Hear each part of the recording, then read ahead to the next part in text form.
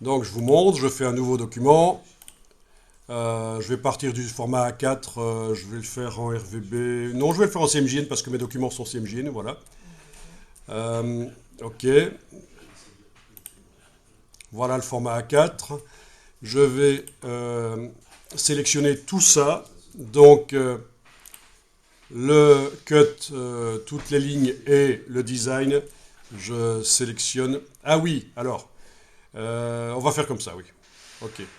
Il faudrait quand même que j'ai renommé, sans doute, ce sera pas plus mal. Die-line et design, voilà.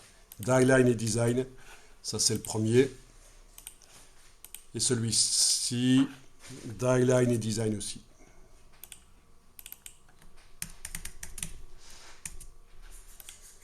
Ok. Bien. Je sélectionne tout ça, donc ça a été déverrouillé. Rien n'est verrouillé. Le die-line et le design sont sélectionnés. Je copie, je vais sur mon document ici, je colle. Ok, est-ce que quand vous faites ça, chez vous, les calques se sont créés ou pas? Ou est-ce que ça a collé tout sur le calque 1 dans votre nouveau document? Ah ben voilà, donc ça c'est super important à connaître, ce qui va être expliqué ici. Ça n'a pas un rapport direct avec l'explication, mais c'est super important dans Illustrator et vous avez la même chose dans InDesign.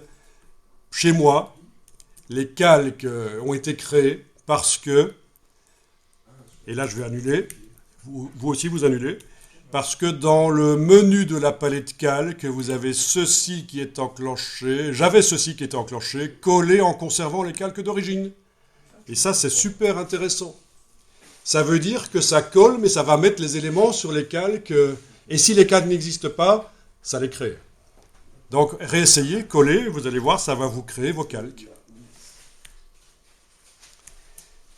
Voilà. Ça colle au milieu de la fenêtre, hein, mais je vais mettre sur le côté, voilà. OK. Et puis l'autre ici, je sélectionne tout, je copie, je vais dans mon document ici, je vais coller, étant donné que les calques portent le même nom dans les deux documents, les die cut, ça ne va pas créer de nouveaux calques en principe, sauf si je me suis planté, que j'ai légèrement fait différemment, si j'ai mis une majuscule au lieu de minuscule dans un des fichiers.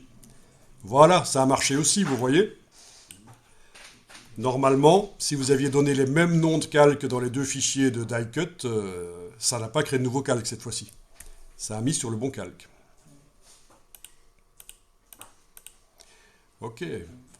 Alors on va enregistrer ça.